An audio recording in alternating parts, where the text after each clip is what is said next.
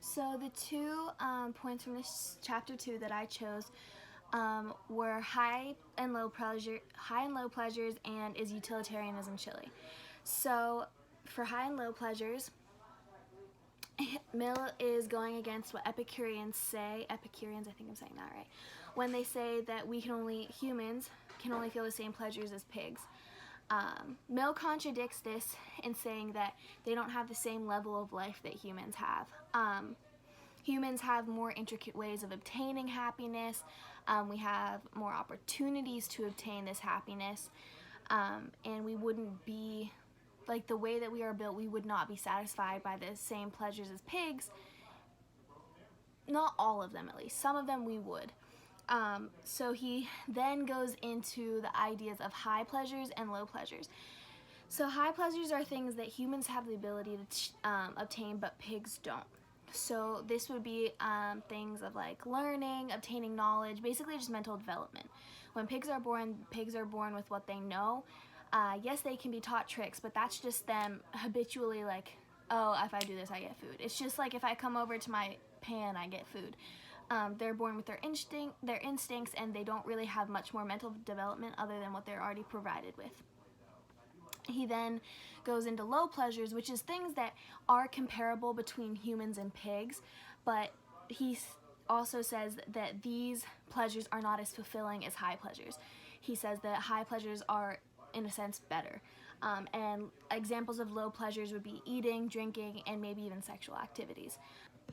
So the second one is utilitarianism chilly? Another argument against utilitarianism is based on the idea that the people arguing this don't understand morality and the meanings behind the words right and wrong. And so they say that utilitarianism makes men insensitive towards the happiness of individuals, because utilitarianism greatly focuses on the community and what's best for the community. They say that it makes men focus more on the consequences of actions instead of the people doing the actions.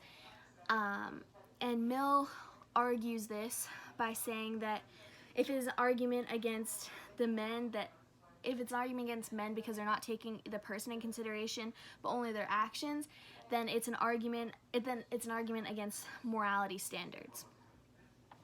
And so the way that really got me to understand this idea was when Mill said that if a good person does a bad thing, it's still bad, but if a bad person does a good thing, it's still good.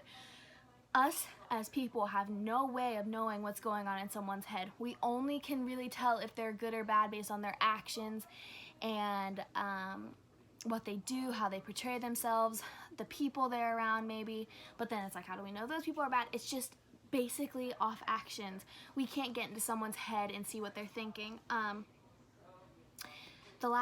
One of the other main things that Mill says about this that helped me to understand it, and I think it was a really major point, is he says that it's better to be wrong based on the idea of utility than to consider the morality of the person and be wrong. So what he means by this is it's better to be wrong looking at their actions than it is to be wrong looking at their heart or trying to just put what's in their head out.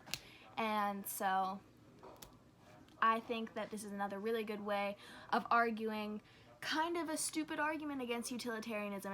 I don't think it's an argument that holds a lot of weight. I don't think it's a very good one. And so I think Mill responded to this in a very good and constructive way.